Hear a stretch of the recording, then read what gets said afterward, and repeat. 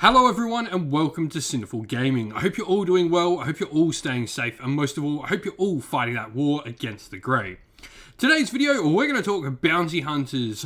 What Bounty Hunters is a brand new core battalion. We're going to go through and talk about exactly what this is in just a sec, but this is one of the new core battalions in the new General's Handbook, and it is one of the special battalions we get for playing in Gallant.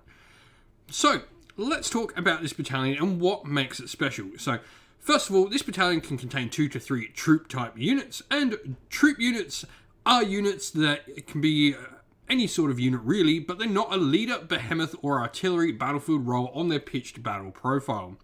Units in this battalion, when attacking with melee attacks against a Galatian veteran unit, have their damage characteristic of their melee weapons increased by 1. Now, it's important to talk about Galatian veterans. This is a new rule that has been brought into the game. Galatian veterans in this particular type of game played in Gallant in this new battle pack, they're battle line units that do not have mounts and have 4 or less wounds. And they get their own benefits, and we'll talk about them in a different video, but for now we're talking about Bounty Hunters. We're going to talk about a battalion specifically designed to kill those particular units. Now, units in this battalion can also themselves be Galatian veterans, though this means they will both be at the benefit of the battalion getting the +1 damage, but they'll also be at risk from other units in this battalion, so if your opponent's also taking the battalion, you'll be at risk of having that unit be able to be +1 damaged as well. To avoid the above, in today's video, we're going to look at units that cannot be Galatian veterans, but are still troop choices for the purposes of the battalion. This means we'll get all the benefits, but none of the negatives. So, we are looking for battle line units that have a wounds characteristic of 5 or more, or are mounted, as units with a mount can never be Galatian veterans. And so, with all of that said, we're going to go through every army in the game. I'm going to talk about one unit I think is a great choice for a bounty hunter battalion in your army. So, with that said, let's get cracking on into it. First up, we have the Beasts of Chaos, and Dragon Ogres are certainly my pick. Now, they are 5 wounds a model with a 4+ save. Pretty solidly tanky there. They have a variety of different weapon options, though paired ancient weapons are a nice pick, I think, with 6 attacks hitting and wounding on 3's base, having the potential for -2 Ren thanks to the Herdstone, and in addition have a couple of extra attacks 4s and 4s from their Raking Folklore attacks, so punching out 8 attacks. Each. Every one of them is normally damage 1, but thanks to the battalion for the bounty hunters, they would be damage 2. The unit is also an elite unit, meaning they don't have to have any command models or a leader nearby to use command abilities. They can always use them. You can reroll hit rolls of 1 while they're within 12 inch of a friendly shag-off, and they become battle line if a Dragon Ogre shag-off is your general, which is, you know, a pretty good general for Beasts of Chaos, generally because you do have a few not as many survival heroes as that shag-off. So all in all, a great shout, I think, for the Beasts of Chaos. Moving on to the Blades of Khorne, and I do really like the Khorne. Now, this is interesting because these guys are not actually monsters. They can't be battleline in any particular part of the army, so meaning you'd only ever get 2 in a single unit. They're not single models, so you can take 2. 6 of these in the battalion I think would be really interesting. 8 wounds on a 4-up save is pretty decent. They're a small, totally not monster. They've got 5 attacks each, hitting and wounding on 3's base with Ren -1 and damage 2 standard, meaning in the battalion for bounty hunters when fighting against troops, it'll actually be damage 3. They've got a little bit of self-healing and some negative battle shock effects, which I think go really nicely with, you know, the extra damage and potentially causing battle shock tests on Galatian veteran units. And they also have, you know, 3 attacks at 3s and 4s at range as well. Each, you know, not much really there, but it's some extra damage coming out of them. I think that'd be a really interesting pick in an army that does lack the ability to have many different variations of Galatian veterans that can't be hit back by being Galatian veterans themselves. The Disciples of Tzeentch, Zangor and Lightning on disc for me are the units you go with. 4 wounds on a 4-up save. They have disc mounts, so that stops them being Galatian veterans. They can fly as well. You've got 7 attacks coming out of each model, which is really nice. They've got a variety of different weapons and different rend and different damage characteristics. You can actually get 3 attacks at 4 3s, rend 1, damage 2. Base out of their Tzeentch Spears. They've got another single attack at 4 and 5 to hit and wound, no Ren damage 1 out of their beak.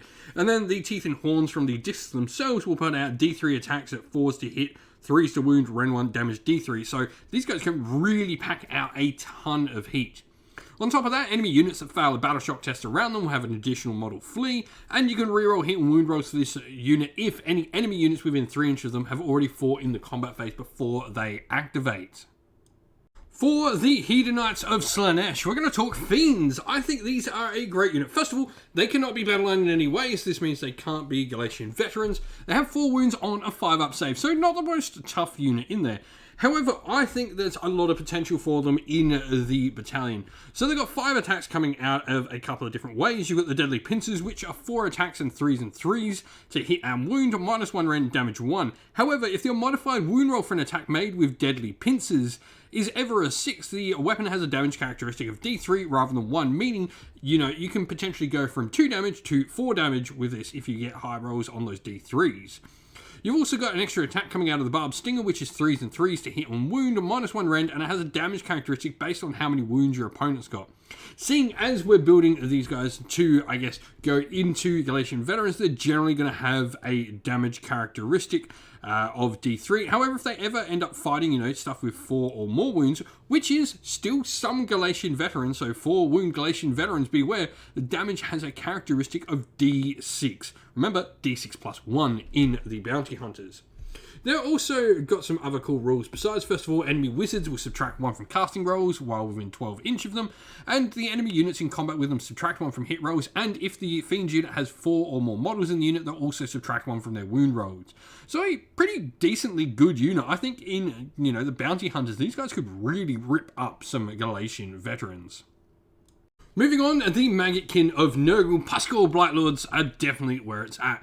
First of all, they are a mounted unit, so they can never be Galatian veterans. They've got 8 wounds and a 4-up save. They can also be battle line in a Drowned Men sub-faction army, which is pretty cool, which gives them some really cool abilities for some pre-game moving.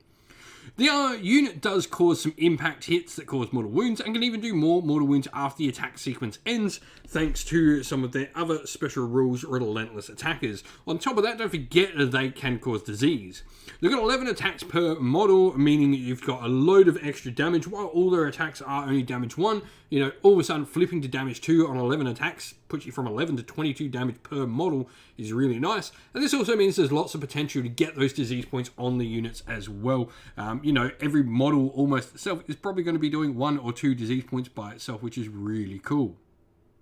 Onto the Skaven, and they have a brand new book out the same day, so this is talking about the new War Scroll for this unit.